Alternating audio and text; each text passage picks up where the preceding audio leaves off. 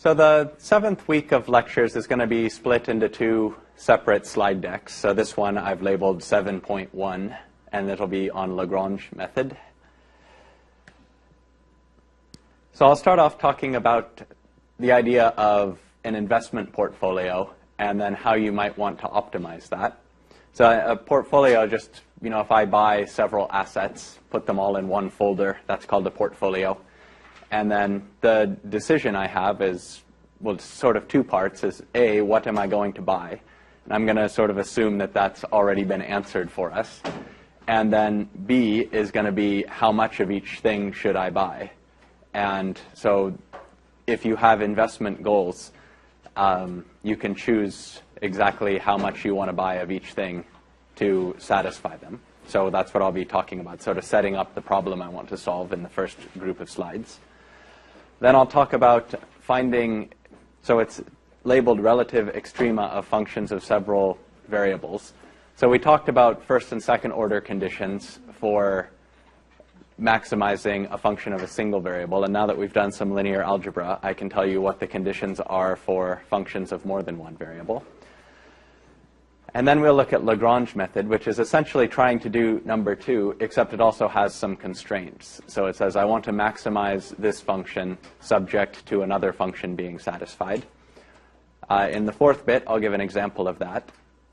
And then in the 5th bit, I'll go back to one of the concepts I'm going to introduce in the 1st bit called a minimum variance portfolio, and just go through the calculation of finding that using Lagrange method.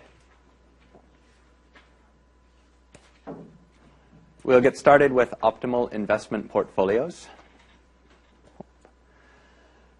So like I just said, a portfolio is just a collection of n assets. So n is going to be some positive integer. Portfolio just means a folder. So in the old days, I think if I went and bought some stock, I actually got paper certificates that represented those assets, and I put them in a folder. And so then my folder full of all of my stocks became known as a portfolio. And so the folders are gone, but the word has stuck around. And I'm going to make a vector W where, so I is going to run from 1 up to n, so n's the total number of assets.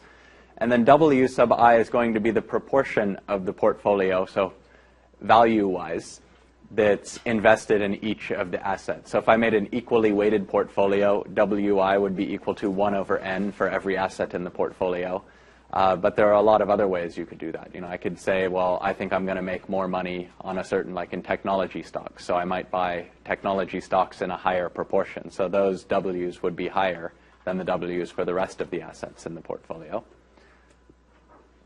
And I'll end up with a constraint that, so if WI is proportions, all of the WIs have to sum up to 1. So I have 1 portfolio.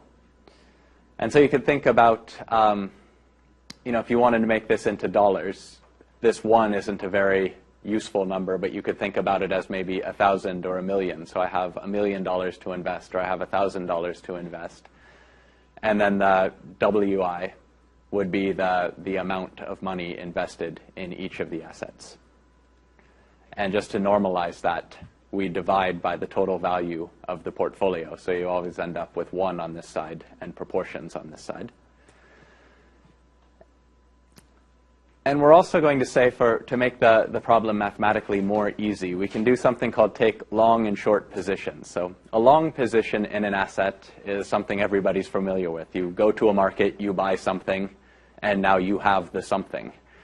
A short position is sort of a strange invention where I can go to a market, I can sell something I don't have, I can take the money, but I have to promise that later on I'm going to give the person one of these things back. And the way that's going to manifest itself mathematically is it just means there's no constraints on each individual WI. So even though they have to sum up to 1, I could have one WI greater than 1, and then I would also have to have some negative WIs to balance that out so that this sum is still equal to 1. Then I'm going to have mu I be something called the expected rate of return on an asset.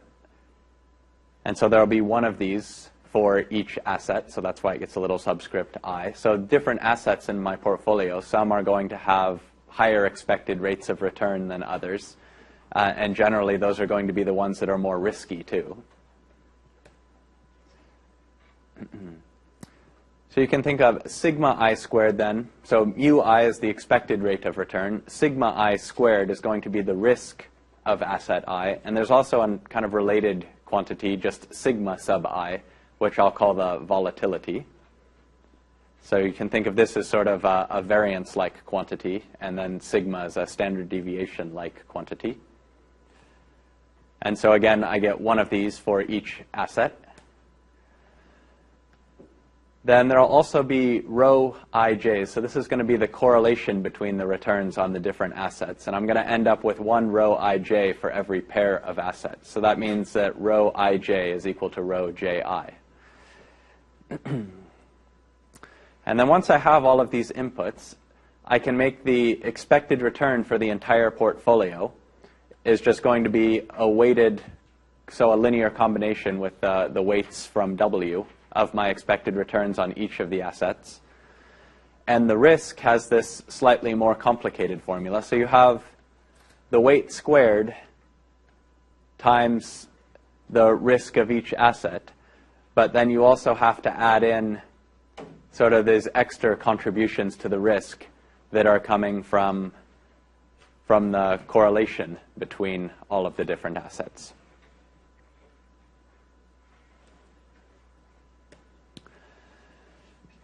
So, well, I guess if just looking at this thing, it's not a very pretty formula. So the first thing I want to do is see, is there a nicer way I could write this down? So I'll try doing the same thing using matrix notation. So now instead of having all the, W1 up to Wn, I'll just think about that as a single vector. And remember, when I put a row like this in parentheses, I mean a column vector. So I'll do one vector with the weights in it, a second vector with the expected returns in it. So I have a weight for each asset and an expected return for each asset. Then I can write the expected return for the entire portfolio. So that's what's on the left-hand side here, expected return for the entire portfolio. On the previous slide, that was just the sum of Wi times mu I. But in matrix vector notation, I can just write this as W transpose mu. The risk, it turns out that sum that I had, the kind of ugly sum on the previous slide, can be expressed quite simply as just W transpose sigma W. And here, this sigma, so this is not singular values, this is the covariance matrix for the returns of the assets. And so that's going to look like this. So on the diagonal, I have the risk of each individual asset. And then in the off-diagonal entries, I end up with the volatility for here, for instance, volatility of asset 1 times the volatility of asset 2 times the correlation between those two assets. And that's what's going to give me my covariance terms. And if you look back at that sum, I have this sort of strange notation of 1 less than or equal to I, strictly less than j, less than or equal to n. And essentially what that's doing, I'm just trying to sum up over the lower triangle, so all of the values that are strictly below the main diagonal. And then I have a 2 in front of that, and that's just because this matrix is going to be symmetric. So if I have sigma 1, 2, rho 1, 2 is the same as sigma 2, 1, rho 2, 1. And so I'm summing the main diagonal and then 2 times the lower triangle. And so that's what my formula is giving me. And so when I'd have this as a vector of weights times a variance covariance matrix, it gets a lot more compact notation. Okay. So if I want to use these two formulas I've come up with now, the mu and the sigma, these are going to be properties of the assets that I'm looking at. So they're something that generally the investor doesn't have any control of. You just sort of have to look at historical data and say, Boeing has been producing a return of so much for the last 2 years. I think it'll probably stay about that for the next 6 months. But it's not something I can't go to Boeing, for instance, and say, be less risky to get this number to go down. You're stuck with whatever you can find out from the market. The thing you can select are the weights in your portfolio. So the investor can select, how much of Boeing am I going to buy, how much of Starbucks am I going to buy, how much of Microsoft am I going to buy. And once they've decided on a particular vector of weights W, then you can figure out what the portfolio return and the portfolio risk are going to be.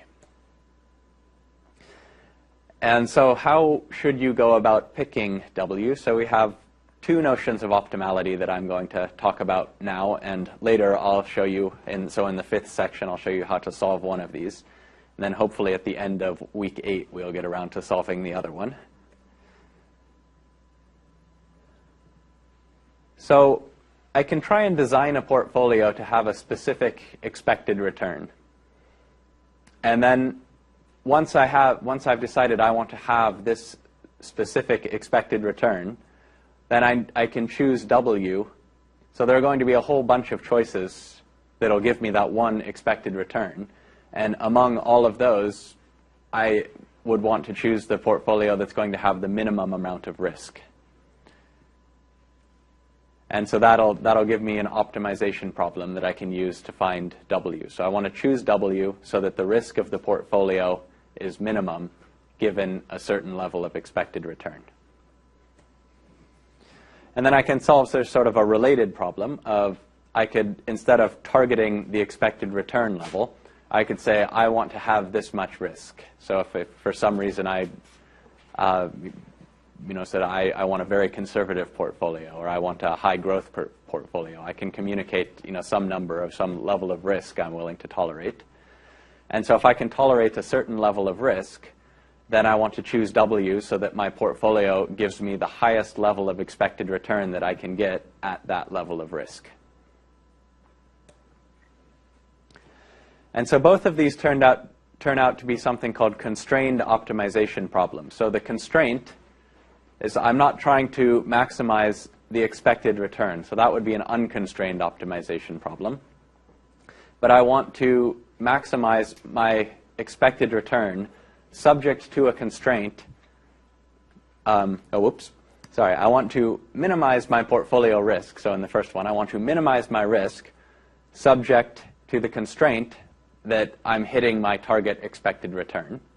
And in the second task, so I have a target level of risk. So my constraint is I want a certain level of risk in my portfolio. And now I want to maximize the expected return that I can get at that level of risk. So there are optimization problems. I'm trying to find a minimum or a maximum, but I'm subject to a certain constraint. And then there's actually one more constraint that's hanging over from a previous slide, is that the W vector has to sum up to 1. So there's two constraints for each of these. So the first one has expected return has to be equal to some value, and my portfolio weights have to sum up to 1. And satisfy those two constraints, and then find the one that has the minimum risk, and then the sort of related problem for the second goal. And so generally the way I like to write these things down, so I have a minimum variance optimization. So what I'm trying to do, this turns out to be something called the portfolio variance. I'm calling it risk because it's a mathematical concept that can be used to describe sort of how spread out the return from my portfolio will be. So how far away from the expected return do I expect it to be? So I want to minimize this quantity. So this is minimizing the variance or minimizing the risk. And then I write below that subject to, and I just list the constraints that I have. So I've been using E to be a vector of all ones. So E transpose W, that just means that the sum of W has to be equal to 1. So my first constraint is that the weights sum up to 1. So I spend exactly the amount of money I have to invest. And then the second constraint, so this I argued before was the expected return on my portfolio. And I'm trying to minimize the variance at a given level of expected return. So I have to choose an expected level of a level of expected return that I'm calling mu p. So that's the expected return for the portfolio. And I'm limiting myself to vectors w that satisfy this linear equation here. So this is the n asset case. You can write it all out just using matrices and vectors. And this doesn't get any more complicated as n gets bigger. It's just the matrices and the vectors are getting bigger, but writing it down stays pretty compact. You can already see what this looks like just for the 2 asset case. And this is actually trivial because if I look at the 2 constraints, I have 2 equations and 2 unknowns. So there's only 1 point that's going to satisfy the constraints here.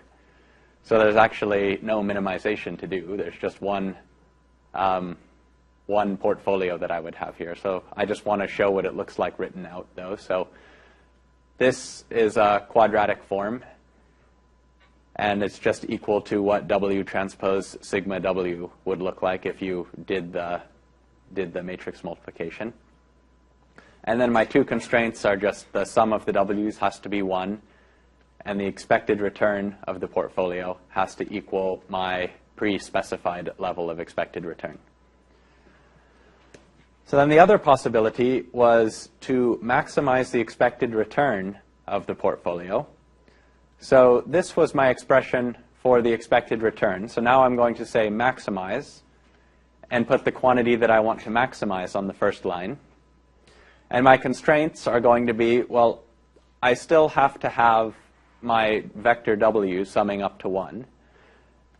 But now I have to choose a target level of risk. So I have to say to whoever is going to do this portfolio optimization problem, this is the risk level that I would like to have.